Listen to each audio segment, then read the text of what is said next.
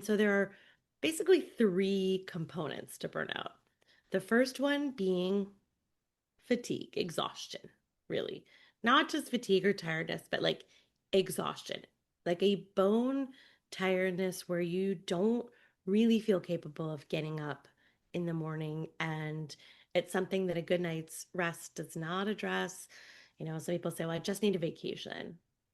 And they take a vacation and they come back more tired. Or the classic story that Dr. Freudenberger tells of his life when he realized that he really was suffering from this burnout was he had a family vacation planned, and on the day they were supposed to leave, he literally couldn't get out of bed and didn't go on the vacation. So you're too tired to go on vacation, we put it that way.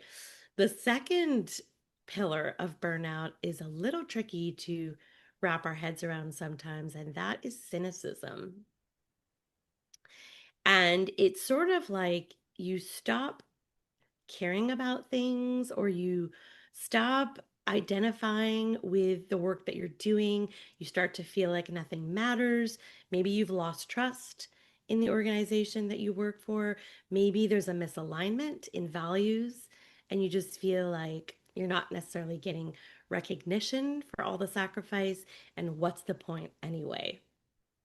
And there's something called compassion fatigue that can creep in, and that's particularly salient for healthcare professionals, any kind of caregiving profession, where you sort of stop caring about the people you're supposed to be caring for, and then you feel really bad about it. There's a lot of shame and guilt wrapped up in burnout. And the last pillar is sort of inefficiency, ineffectiveness at work, decreased productivity.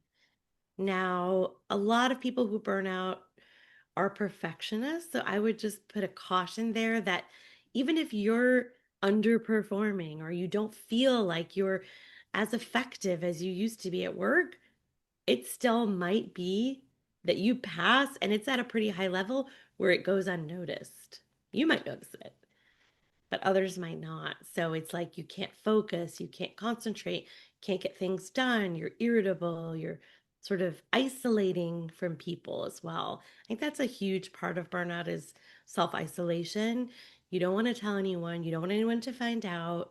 You you feel like you're the only person going through this.